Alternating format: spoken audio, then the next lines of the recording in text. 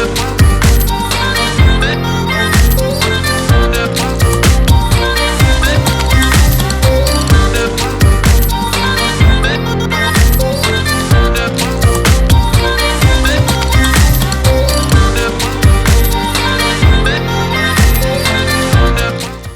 you for joining me on Monday's episode of the Roundtable Talk Show. I am your host, Sharifa Hardy, and you know how I am on Mondays. Mondays, I don't know what I'm going to say, mainly because I've slept all weekend. I got a lot of rest. I have a lot of energy to make this an amazing show. But you know what? I can't make this show amazing by myself. I need your help. I need your support. So guess what?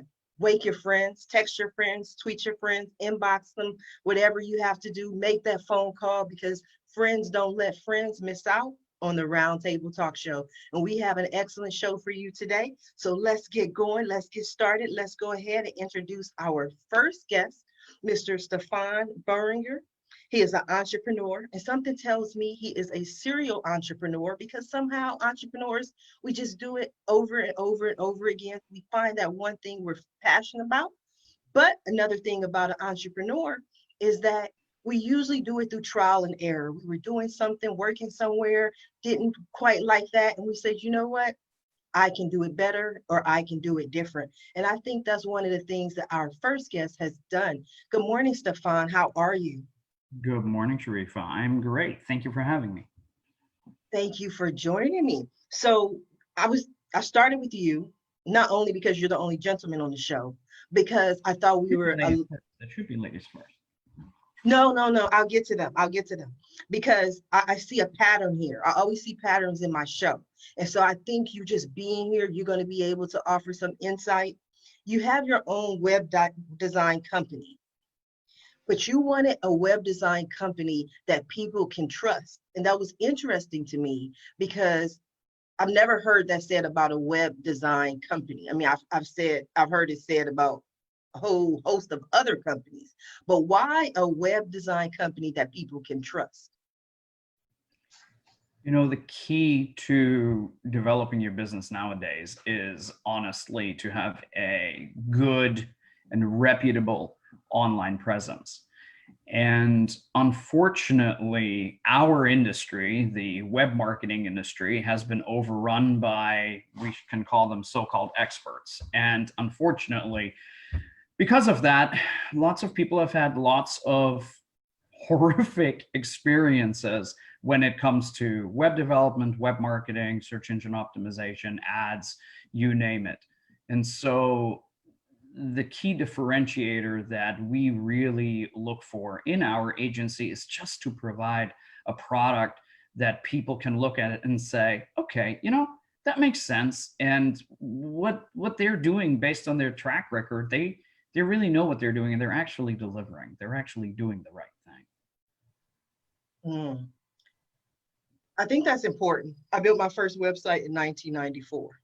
And one of the things that I've learned is that I agree with you 100%. There are a lot of unscrupulous people in the industry, not specifically in the website design. I think when you request a website, it's a website. You get what you pay for. You get the look, you get the feel.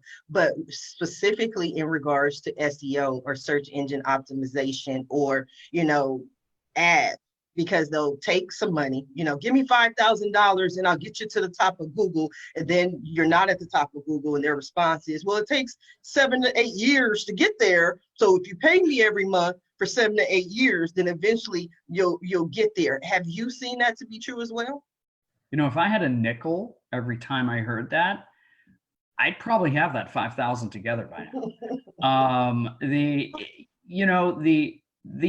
What never ceases to amaze me is that people are good. Most people Aww. are good people, and it really hurts to hear some of the stories that people have gone through when they're just trying to launch their own business or they're trying to grow their own business, and they just were handed a bill of goods where we would look at it and we're like, man, that just doesn't make any sense. Like, why did that actually happen? And I myself got into this because I was one of those victims, if you want to call them that. And so it is unfortunately a situation that is really something that is perpetuated, especially in, you mentioned SEO. It's probably one of the most misunderstood products, but it's also one of the most wonderful products for anybody that is a small business who's looking to get started, and who's looking to get started on the right foot. And so we really work very hard to demystify what that product is actually like, and actually set very realistic expectations on helping people accomplish what it is that they ultimately set out to do. Okay, so Stephan, can you demystify it for the people who are, because I'm gonna tell you my opinion. This is my opinion, and I would love to be wrong. So correct me if I'm wrong. Again, I've been doing this for 26 years. And to a certain extent, I tell people SEO is something like Santa Claus or the Loch Ness Monster. It's true in theory. It's true to a certain extent. But after a moment of SEO, or after you've optimized,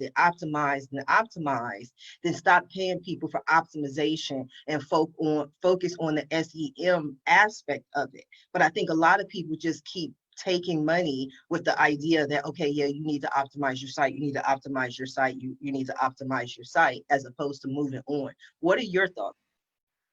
So let me start by saying that I think we all know Google is a publicly traded company, and Google, once you spend money on ads, they have to answer to their shareholders. And so they really don't want you doing SEO. Okay. Having said that, I think it is true for everybody on this panel, as well as most of your listeners here, that whenever you do a Google search, people have gotten wise to the fact that nowadays that ads are paid for, and that the quality companies are actually what's called the organic rankings below. Well, those organic rankings are already occupied by somebody. You cannot do a Google search today and not get results. It's just not possible. So the question is, how do you actually get there? And there's lots of people who have lots of different theories, and you can talk to 100 people, and there's going to be 100 different ways that they claim you can get to the top of Google. And that's part of the problem. And so what we have done in demystifying this is actually a very simple process. We advocate that you just reverse engineer. If you want to be at the top of Google for a certain set of search phrases, start with the people who are there. Go old school. We tell everybody, look, this is an old-fashioned supply and demand analysis. And you actually look at who the suppliers are, and you just reverse engineer what they're doing. And then you build a plan around that. And so you say, okay, if the folks on the first page of Google are doing XYZ and you want to beat them, well, then you got to do XYZ plus 1, plus 2, plus 3. And that is really it. That's as simple as it actually gets. And once people have embraced that, once people really look at that and say, okay, that kind of makes sense, and you actually provide them with a plan on how to get there, then people begin to, oh, look at that. We have a visitor. Look at it. That's not little Stephan, by the way. That's who decided to say hello there. Once you actually get there, then what we tell people is like, look, your website is not a marketing tool. And this is what we get a lot of pushback on this, but your website's not a marketing tool. Your website's a sales tool. And here's the reason why. When that website is on the first page of Google, what do you want people to do? What do you want to see happen when somebody goes to your website? Chances are is you want them to buy something, contact you, download something, you name it. You're convincing that visitor to do something. Anytime you're convincing somebody to do something, you're selling. Okay, so your website is actually a sales tool. And when we start working with people to actually get them onto that first page of Google, we actually work with them very hard to have them understand that those are the two core components to be successful online. And that is, number one, reverse engineer your competition, and number two, set your website up to be a sales tool. I think that's wonderful. And I can feel the trust the knowledge and the information just simply in your voice and what you're saying. And I've listened to a lot of people in regards to this. And I definitely agree. I always tell people your website is nothing more than an electronic business card, you know, so don't focus on your business card being the one that's going to get you the clients. It's everything after you pass out the business card that gets you the clients. So I want to go ahead and introduce our next guest, who is an international business and leadership change agent, author, and award-winning speaker and podcast host. I want to say good morning to Diane Helbig. Good morning, Diane. How are you? I'm great, Sharifa. Thank you so much for having me. You are so welcome. Thank you for joining us. And you're an author. You have a book that's out. I do. Look at It's there. currently Succeed Without Selling. It's currently available in the Kindle version, or you can pre-order the paperback that'll be out in December. Okay. It's going to be out in December? The paperback will, yeah. The Kindle's out now. Okay. Diane, again, one of the reasons I wanted to bring Stephan on is in the last few months, I always see similarities. I see patterns in all of my guests. And so I thought it was interesting that Stephan does marketing, but you're a leadership change agent. So I know people come to you to discuss and learn about sales. What made you decide to focus on sales and to write a book or author a book in this genre? So, thank you for the question. Before I went into business for myself, I've always worked in small business, and I've watched small business owners struggle with selling. I've watched salespeople struggle with selling as well. But I think the thing that really pushed me was watching these small business owners doing things that weren't working and not getting the results that they wanted. So when I started my business, I wanted to be an advisor on all things business, but my heart is really in sales, because my belief is that if I can help you create a strategy that you will implement, and everybody's different, everyone's got, they bring themselves to the table.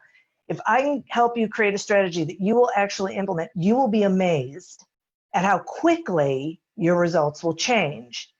So part of my reason for writing the book was I do a lot of training, I do a lot of speaking about sales. And I just thought, you know what, I just want to put all of it in a book. There's a chapter for sales managers, there's a chapter for direct sellers, service providers, retail. I just thought, you know what, I'm going to put it all together with scripts and forms and things in the back of the book so that, hopefully it will help some people reframe how they think about selling. And if I could say, Stephan, so one of my favorite things that you said is if you're convincing, you're selling, because I believe in the total opposite of that. I think the problem with salespeople is they think they're supposed to convince somebody that the person needs what the salesperson has to sell. And I think that's what trips people up, is they think if I'm just eloquent enough, if I just say the right things. And the truth is, you really can't sell anything to anybody. What you can do is match a solution to a problem, but first you have to know what the problem is. And that is more of a discovery sort of thing. So I flip always be closing to always be curious, because I think it helps people be more comfortable with the sales process out of the gate. Because listen, I can be curious about anybody. I can be interested in anybody. But I don't want to have to try and convince you that I've got the next best thing. So thanks for saying that, because I went, whoa, wait, okay. And I get what you're saying about a website. I do. It is a trigger when it shows up on Google. It is a trigger for people to come to your website. And if your website shares, enough of a message, people will do what you said. They will reach out, so that then you can have that conversation. So that's my take. That was beautiful. I like your take. Did you want to comment, Stephan? I'm going to go ahead and let Lynette and Toni get in as well. But yes, I will actually get back to that and share some of my thoughts and actually some data on that. I agree with Diane that there's certainly a discovery phase, but there's there's a little nuance to the way that people search nowadays on the internet that puts a little bit of monkey wrench into that. But we'll get to that. We'll get there. I think the whole idea is that we don't have to convince people. I think that was the key. So Right. the conversation, I know this was going to be good. It's getting interested already. Diane. Yeah. What has been the response to your book? Boy, it has been better than I thought it was going to be. You know, you write a book and you think, okay, well, you know, I enjoyed writing it, but who's going to want to read it? But I think the most gratifying part of it is that people are reaching out to me and saying, boy, this really resonates with how I operate anyway. It sort of gives me permission to not behave in that salesy sort of way that I don't like anyway, that's so uncomfortable that I don't do it. You know, this is really helping people own a process that is more comfortable. It's more doable.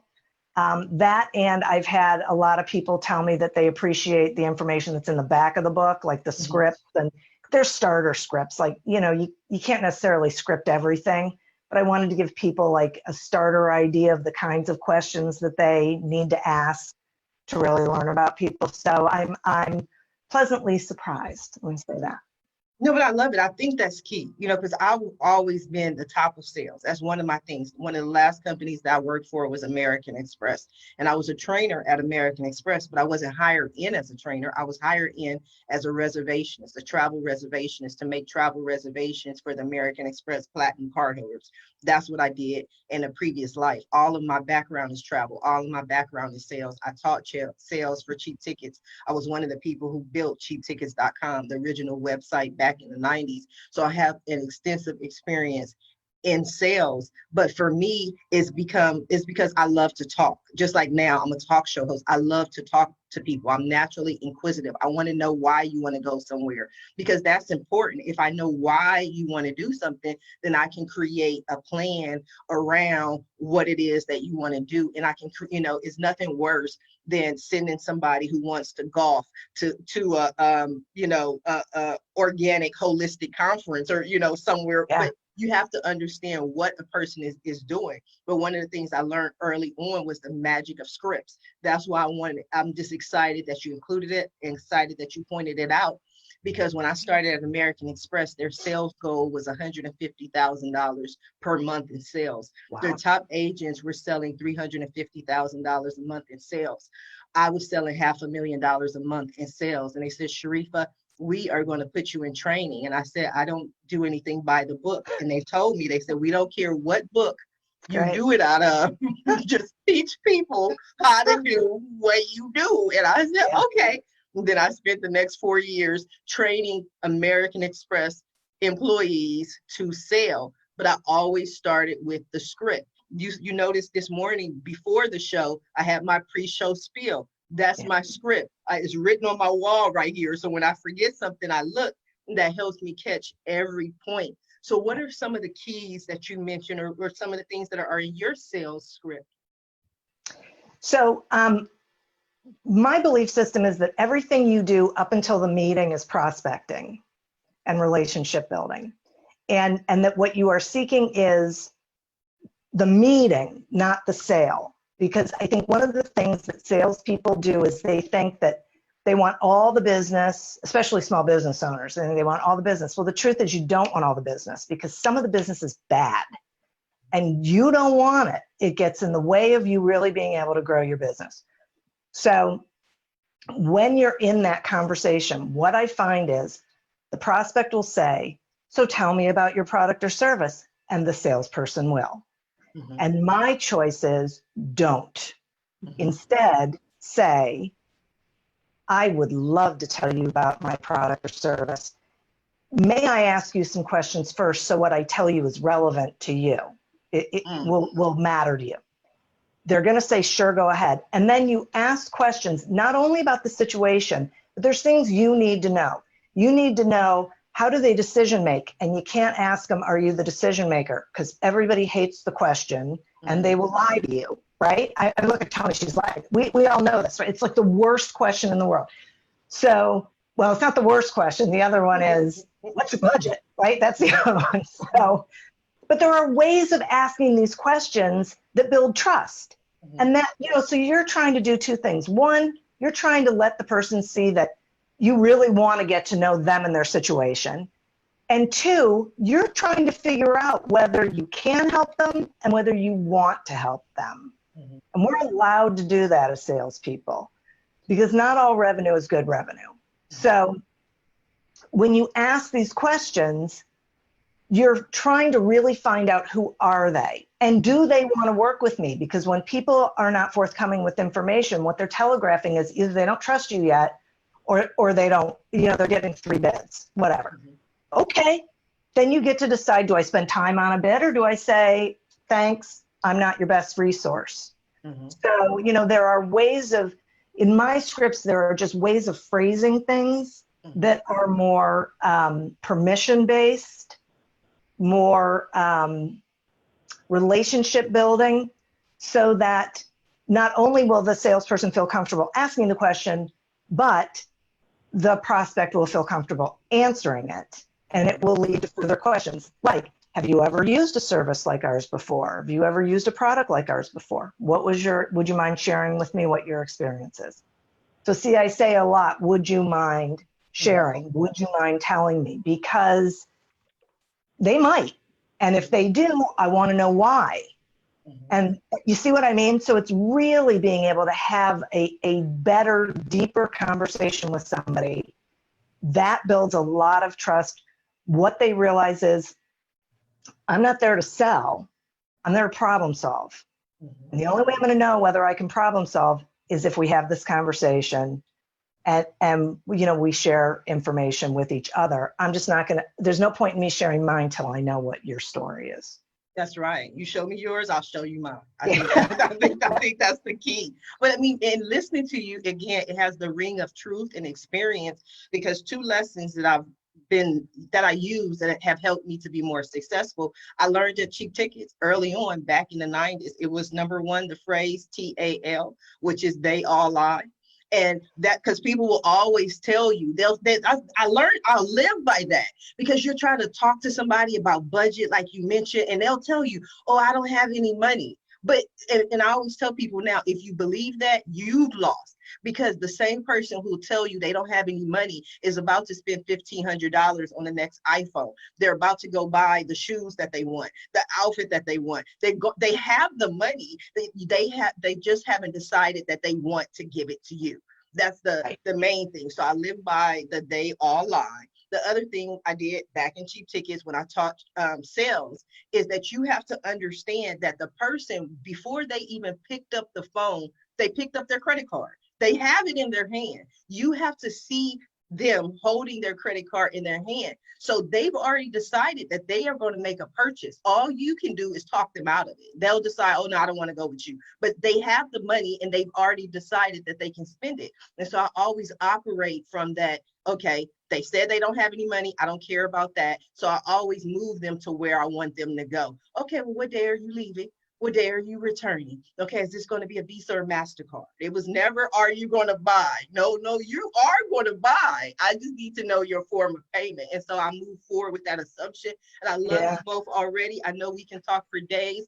But one of the reasons I'm sharing these 20-year-old cheap ticket stories, because my first job out of high school was working for Trans World Airlines. Back in the days, at 18 years old, I was a reservationist for TWA, moved to customer service supervisor. So basically over the last 20-something years, all I know is travel, which takes me to our next guest, who has over 30 years in the hospitality industry, Toni Jacaruso of Jacaruso Enterprises. Good morning, Toni. How are you? Good morning. I'm well, thank you. Thank you for inviting me. You are welcome. Thank you for joining us. Did any of those names ring a bell? TWA, Cheap Tickets, American Express, are any of the let me be clear, American Express Platinum Travel, that was our card we would drop, when we're talking to you guys. I'm reluctant to tell you this, but I actually used American Express Platinum Travel to do a trip to Asia only about a little over 90 days ago. And so the current situation with everything happening, I was a little concerned about that. But yes, I'm familiar with all of those places and highly regarded companies that you've been with. That's awesome. Thank you. So over 30 years of being in hospitality and travel, you've seen the gamut. You've seen everything change as well. I always share one of my stories about change as far as companies is being, again, a kid, 18 years old out of high school. I went to TWA. They were faxing travel reservations to their people traveling. And I said, why are you faxing? Why don't you just send these people an email? And their response to me was, this is the way we've always done it. This is the way we will always do it.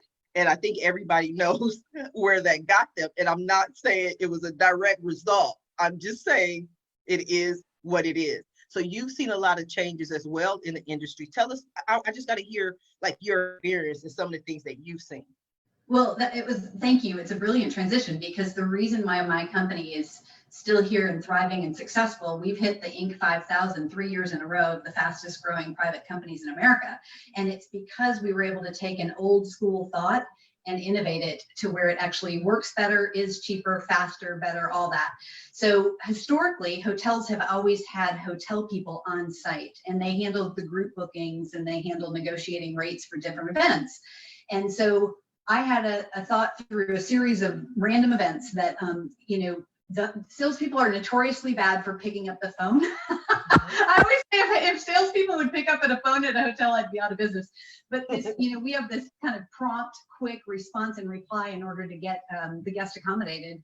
And so I created a remote business where I have a distributed workforce. We have 80 people that live, 80 salespeople that live all over the U.S. We have hotels in Canada, U.S., Latin America, Mexico. And I love this conversation because my business, like most businesses that I know of entrepreneurs, two things that have come up with me in this conversation. One is the reason why my business worked and exploded. And this is, I started this company because I was working with a group of people that I didn't like, love, or respect. And I thought, all right, if I can start a company, what do I want to do? And travel appeals to me because I love it. And I've always loved to travel. I was born with wanderlust. But what I really wanted to do was work with people I loved, because I realized pretty quickly I could bag groceries with my closest friends and be happy. And so it's not about what are you doing. It's about what are you doing that is in alignment with your values? What are you doing that's adding, values to your customer, that you sell something that you feel good about? I've sold things my whole life, and not always did I feel good about what I was selling. So like now being in a position to have the opportunity to do that. But what was beautiful and what I know is in common, and I'd be interested to see if your other guests have this, is our business solved a problem for a big company. So Hilton was I worked for Hilton for years, renowned hotel company. I'm sure you're familiar with them. And they were really struggling with people replying to leads that they were giving to hotels. And so this money was going to their competitors. And I said, we could respond to those in our pajamas at home. And so they're like, I'm like, let's try it. And so, from that built a multi-million-dollar company, and it has been amazing. And like also something that resonated is when I started this company, that I love Diane's concept of there is bad business. Because of course, when you first start a company, you're going to take everything you can and you're grateful for all of it. And then you learn pretty quickly that one person can't scale. And I think that's a lot of the reason why small businesses and entrepreneurs really don't exceed, or they fail pretty quickly, because there's a couple things that happen. When you first start a business, you have to do it all. And so to Diane's point, if you're not a good salesperson, or to Stephan's point, where if you don't know how to do, website development, if you don't know how to do accounting and finance, if you don't know how to do marketing, if you don't know you have to do everything. And so there are things I did well and things I didn't do well. My education certainly helped that, and my experience in my industry, but boy, was that hard. And then you get to a point where you take enough bad business and you're now broken because you don't have time to send invoices because you're busy traveling to these, I have lots of bad business I've taken, but I learned it. And, the more successful you are, the more picky you can be. And I also realized for a long time, it was, bad business for me in the beginning was about what business can I get? And now it's about, am I going to be able to be of value to you? Are we going to be able to, because if we are, then it's a win-win, and the rest is up to the universe. It gets, I'm taken care of. I'm always taken care of if I'm doing the right thing. So I have so many more thoughts about everything going on. And the ABC, always be closing. I love always be curious. I have always said, always be connecting, because I believe deep down in every person that connection is the most important. We want to be loved. We want to be cared about. And like the worst thing we can do to any prisoner is solitary confinement. And so we just put our entire globe in a position to shelter in place. Like everybody's like, of course there's this kind of chaos going on in our nation. And I don't want to get off on that topic. We're really more talking about the business and entrepreneurial side, but I just think it's really interesting how all of this correlates. So thank you. Yes, excellent point. One thing that you mentioned I want to go back to is your sales team, that you have 80 people. And normally I wouldn't ask this question, but now I have to ask, were those people working from home prior to the quarantine? This is the way you've always done it, or what made you decide to have them work at home? This is so great. Thank you for asking that, because this is where my sales skills came to the test. So most of them, 95 probably % of them, never worked from home. So here I was going out to people that had working at a hotel. They were significant experienced people. We don't hire anybody with less than 3 years of experience. They had to have the right personality, because I only hire people I want to go on vacation with. So that narrows it down pretty. You've got this sliver. Now I got to, and not to use the wrong terminology, I have to convince them, but I had to create a compelling enough argument or platform, whatever. I had to let them leave a hotel, high-paying hotel with lots of benefits, to go work at home with something that may not work. But it's going to be great. We're going to have fun along the way. So I actually was able to do that. But no, they aren't used to working at home. Now, of course, that has served us well, because we've been for the last 10 years working from home, and so that gave us when all of this happened, we didn't have to learn how to do Zoom. We didn't have to learn to set up a home office. We hit the ground running, and we're immediately able to make an impact on the hotels that we support. And in a time where hotels were closing and there was no business out there, we changed and pivoted the way we sell internally, and we're actually able to book over $2 million in the first 90 days of the pandemic. So that is where we decided we've got to get this information out there. How do we help other hotel people? So I was mentioning before we started that we just launched an e-learning course. It's on my website, jacaruso.com, but it's all about how do you recover your revenue during and post-pandemic. And it's 3.5 hours of e-learning and resources. We've got lots of scripting. Diane talked about scripting. Everything that you would need if you own or work at a hotel to make a financial impact at your asset as we are trying to slowly come out of this. I think that's wonderful. And again, I wanted to discuss it because I felt like the three of you were on a certain page. We have marketing, we have sales, we have lead generation, we have travel. But I want to introduce our next guest, and you may recognize her because she was on Ask Sharifa Videocast last year, and she is one of the most humorous, funny, warm women you will ever meet. I still remember her interview, but I wanted to tie her in because we talk about sales, but it's not always sales. Sometimes it's that personal connection, speaking to people. And then we forget, I was talking to my friend during this whole quarantine, and we've been on the phone talking more. She says people have spoken more and gotten on the phone more during this quarantine than they have probably for the last 20, 30 years. But our next guest wants us to take us to writing those personal letters. Good morning to Lynette Smith. How are you, Lynette? I'm just fine, thank you, Sharifa. Thanks for having me on the show. It's great. You are welcome. Thank you for coming back. I see a purple theme. I don't know why. Maybe it's just me. Maybe it's just me. What is going on with the purple? Hey, I don't even have my art glass collection out. That's purples and lavenders. I'd normally line it up back here. I haven't had time. So you I got into a phase probably about 2 years ago. I don't know why, but everything I wanted was purple. And I had to ask the question, I'm like, why purple? And then I Googled it for some odd reason. I was like, the sign of royalty, but it's also a color that's supposed to open up your psychic development. I don't know. So maybe you'll get some psychic hits during the course of the show. But tell us about Good Ways to Write. Well, Good Ways to Write is one of my 2 websites and one of my 2 passions in life. Good Ways to Write focuses on helping people express gratitude to others in writing, and not just a text, because that's just fleeting, it's just conversation, and not just a thank you note, although a thank you note has its place and ought to be written at certain times. But when the magnitude of your gratitude is bigger than a thank you note, to an individual, whether it's because they've made a difference in your own life or in the lives of others, a fantastic way to express that is to write a heartfelt letter of appreciation to that person. And that was something that happened to me and my husband back in 2008 at the wedding rehearsal dinner of our son. He and his bride-to-be each had written and framed a letter of appreciation to their respective parents, and they presented them there formally. They had their best man and maid of honor read those letters aloud while they stood beside their own parents, and there was not a dry eye in the house. This was it. We have Aw. these Great. wonderful framed letters, and wow, because it was framed, because it was written, I could take it out and refer to it again and again. Because when you think about it, somebody says thanks in a text, it's gone. It's nice at the time, but in 10 minutes it's gone, in a month it's gone. If someone says thanks in a thank you note, that's really nice, but it's got it, thank you note has its place for different other things. If you are really grateful to someone for something they've done or who they are, and you stick it in an email, that's nice too, as far as it goes. But imagine you're the recipient of that email, and you're reading it and you're appreciating it. It's all wonderful.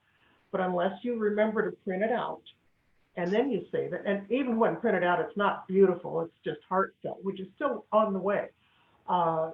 But unless you print it out, you know how the email box goes, your email slips down and down and down, might get deleted, your computer might crash, it's gone forever. And so a letter, when you take the time to write a letter, you have something tangible that you can look at over and over again. And I'm going to tell you, that letter that our son wrote to us is something that every time I look at it and I read it, and it's in a place of honor in our home, my eyes well up, my hand goes to my heart, and I just go, oh, and I feel just as good. I mean, just as good as the first time when it was presented. So that's the lasting power. And I have one more little piece of that soapbox to say, which the person who receives that letter, under whatever circumstance, they may have been someone who tried very hard to make a difference to people, but never received the acknowledgement that they had. And they may go to their deathbeds wondering, well, I've tried to be a good person my whole life, but did I really make a difference?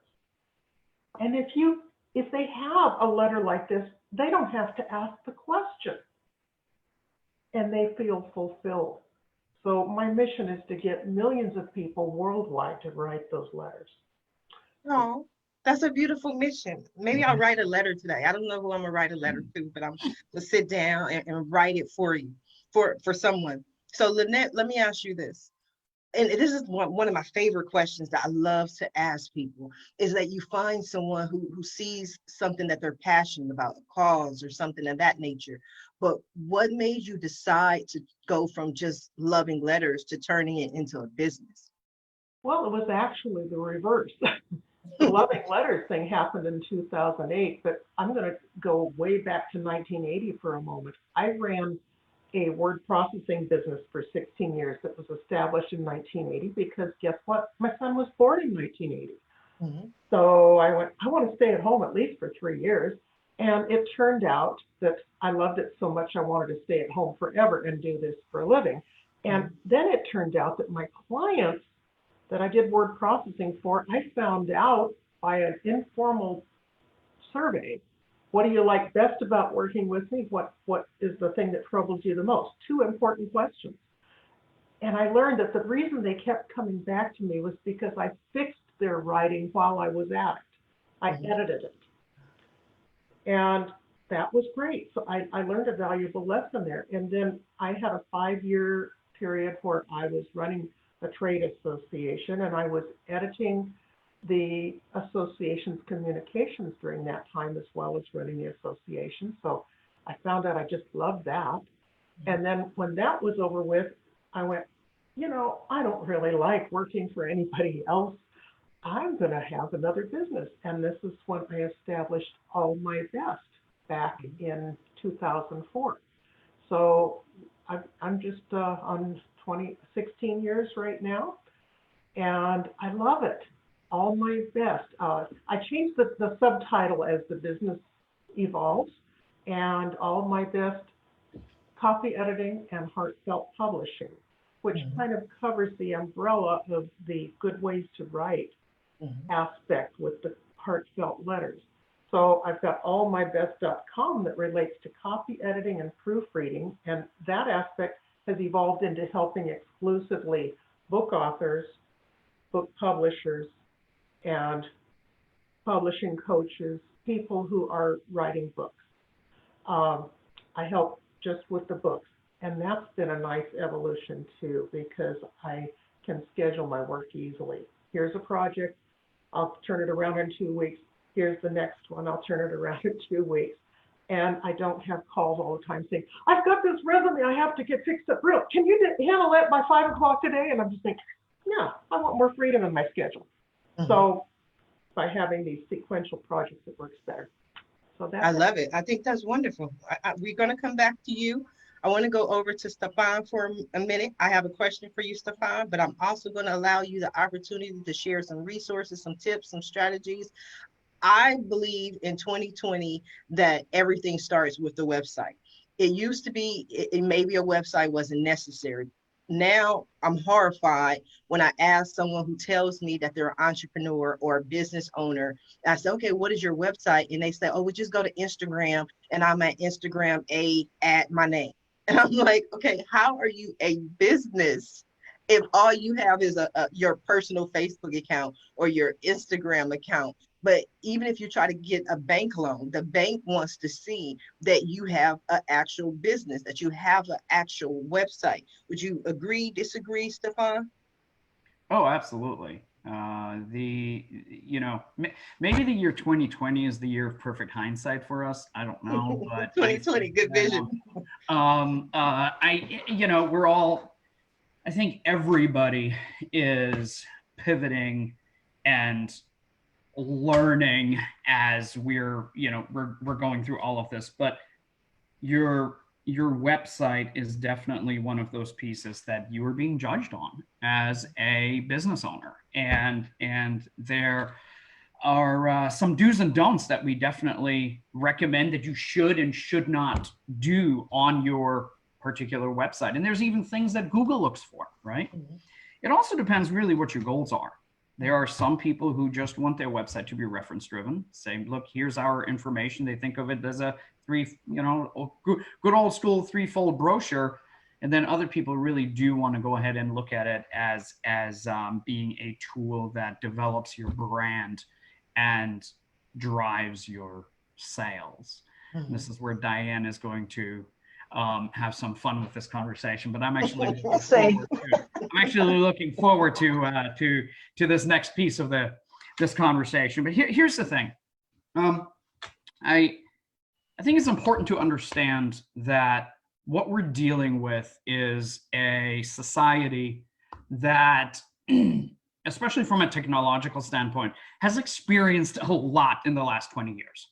A lot, right? I got into this when Alta Vista was the big search engine. I remember Alta Vista. Okay, who remembers Alta Vista? I do, yes. There you go. All of us. Look at this gray here. So anyway,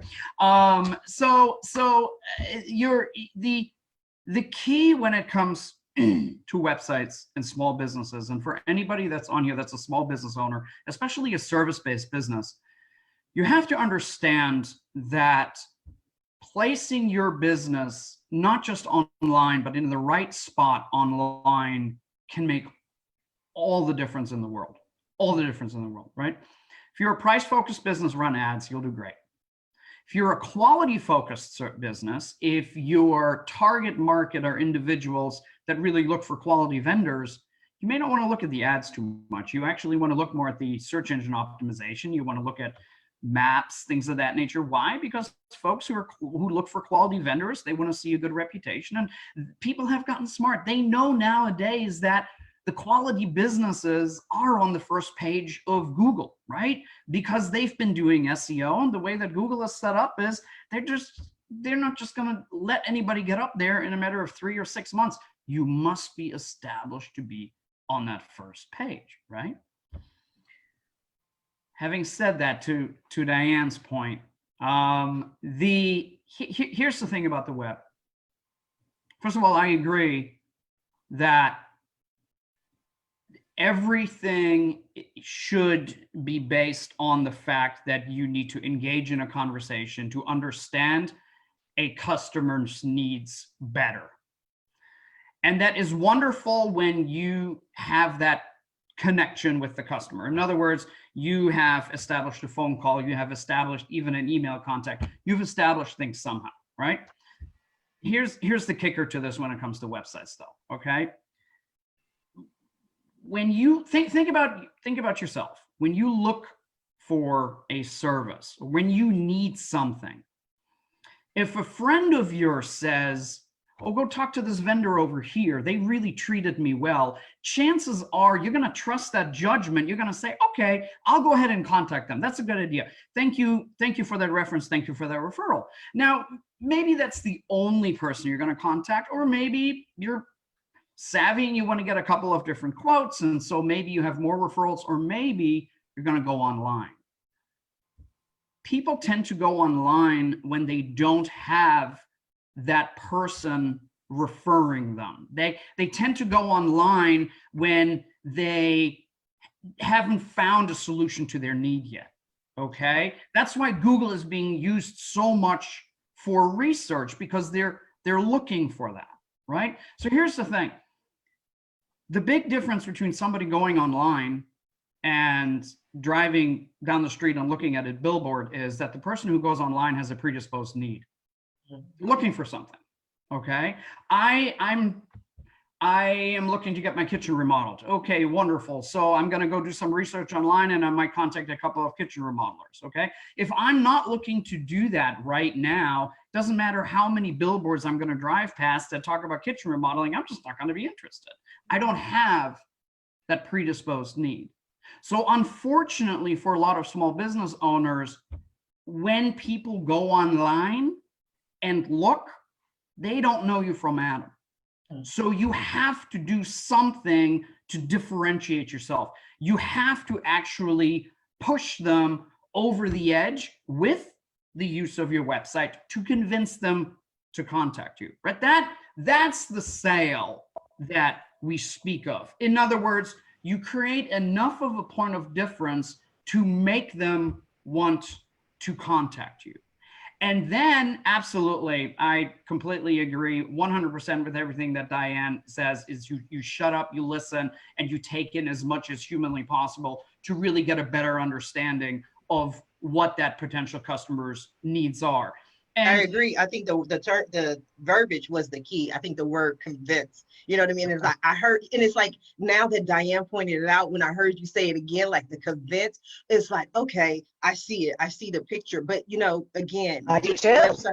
Website design for over 26 years. Usually, to me, I think the word that I use for convince is that call to action. And small business owners, entrepreneurs who are just starting out, for some reason, I don't know why, because it's like it's like marketing 101 is the call to action. And I have seen, I'm telling you with my own two little eyes, I have seen some of the most attractive, high costing websites not make a dime. And I have seen some websites that I would look at and I will go, this site is ugly. Like, it is ugly. And I mean, I want to find a politer word for it, but it is what it is. But I look in the back end, and it literally is a multi-million-dollar website. And I'm like, how? Like, it's ugly. It doesn't have a slider. It doesn't have pretty pictures, but it has excellent use of call to action. This is who I am. This is what I do. This is how you get what I got. Diane, I would love your thoughts on that.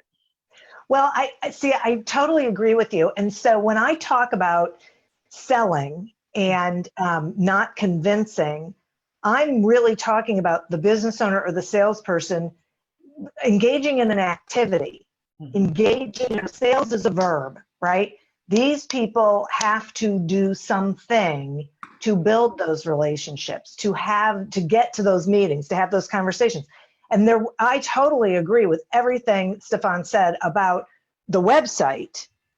It's a door, right? And so, yes, it has to be compelling enough to get people to take some sort of action. And in some cases, people are going to buy right there, right? It's going to be compelling enough that they're going to buy.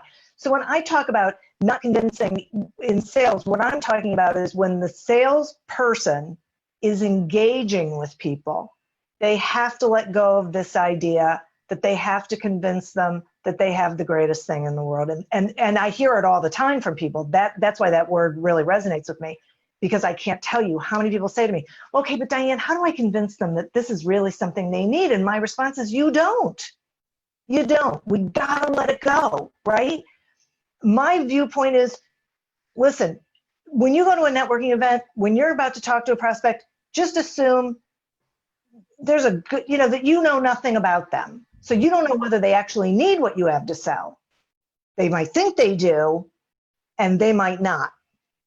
So, because then it takes all that sales stuff out of our head, and we are just open, we are interested. Lynette, share, please. The point is, when you're meeting strangers and there might be prospects, be interested, as you say, be curious. I go to meetings of publishers and writers in San Diego to meet writers and publishing coaches. And I don't go up to them and say, hey, I'm a copy editor. I can do this and this. I have no idea whether they need or want me. So I always ask, always, so what is it that brings you here? Are you working on a book? And I am genuinely interested. Yeah. And then listen for opportunities, and I wait my turn, because when they're done talking, they're going to say, so what do you do? And I've already got all this ammunition, so to speak, all this information about them that I can exactly tailor what I do to talk about meeting their needs, the top of mind marketing, wanting to help. But that's the best matchmaking. Yeah, right. I think of all of us, our organization, or where we kind of fall in line in that entire process, because let's face it, the whole thing is a process, is we're at the very top end of that funnel, right? We are really the kind of that first step when somebody determines that there is a need, or there is a predisposed need, as we call it, that they then decide they're going to take that first action. And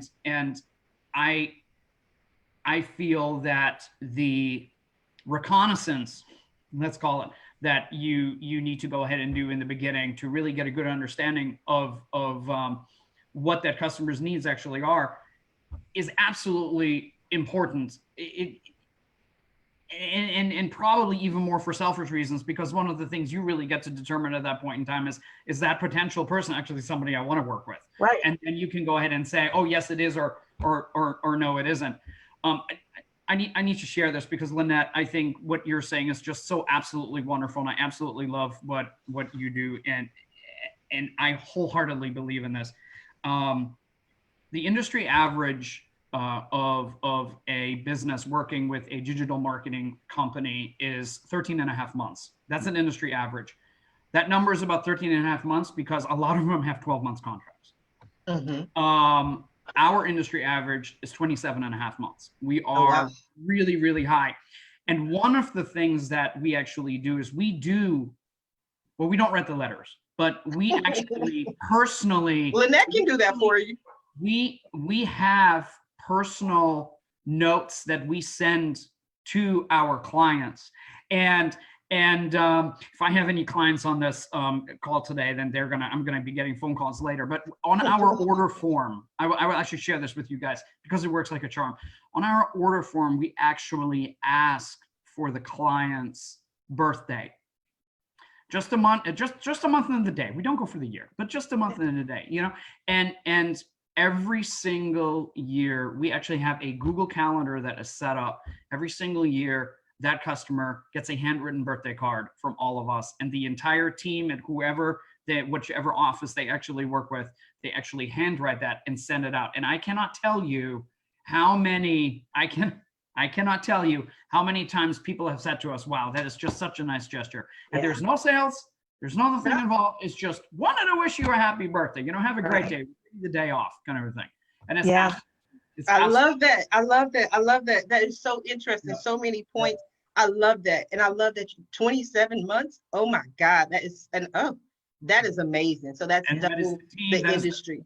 That is not me, because if it was me, we'd be under 12 months. I promise you that. But that is an amazing. Don't say that. Don't say that. It does an amazing job. Can I add something to what Stephan was saying? Yes, very quickly. Okay.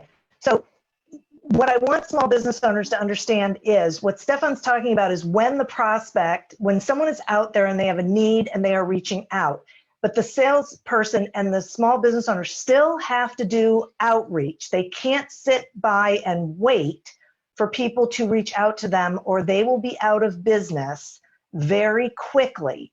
So, these are two different things going on here. There's people who have a need. You want them to be able to find you. Salespeople and small business owners have to be out in the community. They have to be building relationships. They have to be taking action. And this is one of the scary things about small business owners. They think if they just set up a website and a telephone, then they just sit there. If they build it, they will come. Oh my God. That's like the internet philosophy. If you build it, they will come. And I'm like, that doesn't work. That doesn't happen. And another thing that has changed over time is I love what Lynette said about I wait my turn. I think that was key. And I think that was genius. And it was so beautiful because in this day and age, especially with millions and trillions of business owners and entrepreneurs, they go to networking events or they send you a friend request, you accept it. And then as soon as you accept it, like 30 seconds later, you get an inbox that says, I just wanted you to know that I sell these crystals and you have to buy them because the crystals are going to save your life. I'm like, I don't even know you. Like, make a comment, say hello, like, something. And then I made a post one time and people loved it. I said, look, this is my rule. Before you jump into my inbox, I don't care what it is. I need you to have done at least 2 shares and 5 comments. Okay. That's like the criteria, 2 shares of something I've said. And then you commented on some things before you can go into my inbox. But this show is wonderful. I don't want to go over, which I usually do, especially when I'm feeling good and feeling wonderful. But at the end of every show, what I love to do and what I love my guests to do is just to speak directly to the audience, to everyone who is watching this show live, as well as everyone who's watching it in the archives, and really let them know what you would like for them to take away from your appearance. And because of how everything is going, we're going to go ahead and start with Toni. Oh, well, thank you so much. I have so many questions for so many of you. You need to do this as 4 hours. And I think if I was going to tell you one thing is there is endless possibilities and many, something that Stephan said in the beginning, people are kind. At the core, the majority of the people are kind and willing to help, ask for help. I spent a lot of time trying to figure out how to be an entrepreneur and a business owner. And I did a lot of things the hard way. And when I realized how many resources were out there, especially, the other 4 guests on this call, I promised you all 5 of us would take calls and try to help you. So be humble enough and brave enough to ask for help. Absolutely. That's why I do the Roundtable Talk Show, so people can speak and hear directly from the experts, the people who have done it and who are currently doing it. Lynette, what do you have for us? Well, I neglected to tell you the name of the book I wrote about writing heartfelt letters. Hello, How to Write Heartfelt Letters to Treasure for Special Occasions and Occasions Made Special. It will show you how to write 157 types of letters. I didn't even know there were 157 types of letters. Proud of and that your recipient will love.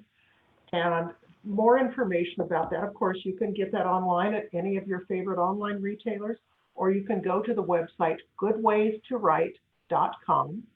If you happen to be in the market for a copy editor or proofreader for your book, go to the website allmybest.com, and it will direct you how to contact me, some of your most frequently asked questions, and so on. Thank you. You are so welcome. Diane, what do you have for us? I'm going to say if there's anything you take away from anything I've said, I would like it to be this. Choose curiosity. Realize that whoever it is you're talking to, you don't know how they fit into your world.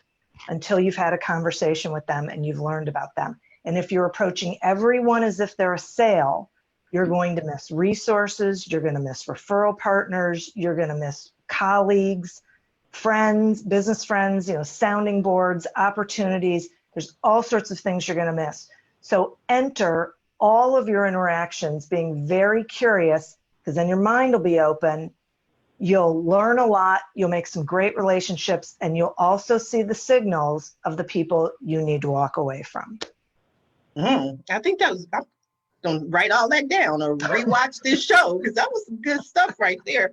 And Stephan, you brought us in. Go ahead and take us out. I'm going to leave you guys with two things. I'm going to leave you guys with a technical comment and then a philosophical ending.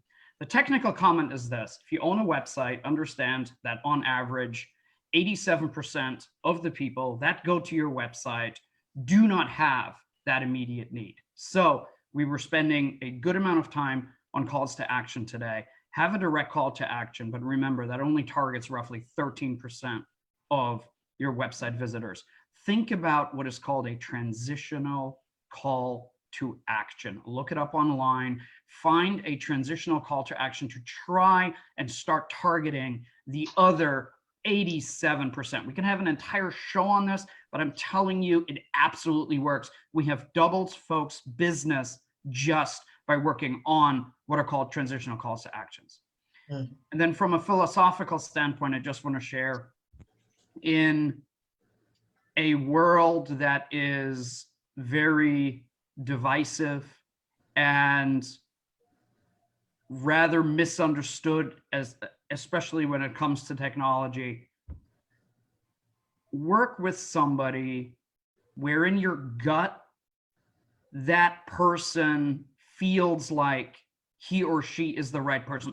Work with somebody who's passionate, not just about what they do, but actually somebody whom you believe is doing things for the right reason and wants to help you for the right reason, and doesn't just want to cram something down your throat, but actually is, in Diane's words, curious enough to actually want to not just contribute, but also learn from you. So in all of that, choose passion, work with people that are genuinely passionate about what it is that they do and how they want to actually help you. And you'd probably be amazed of what is going to come out of that synergy.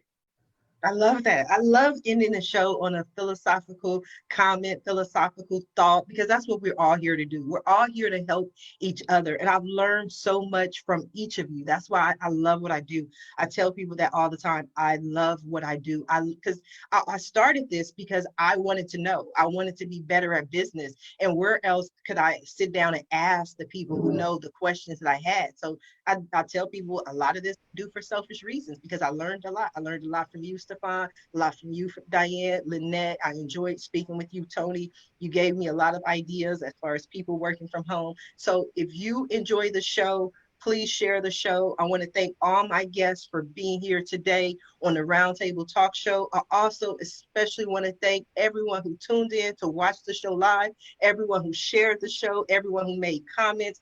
We had great comments this morning.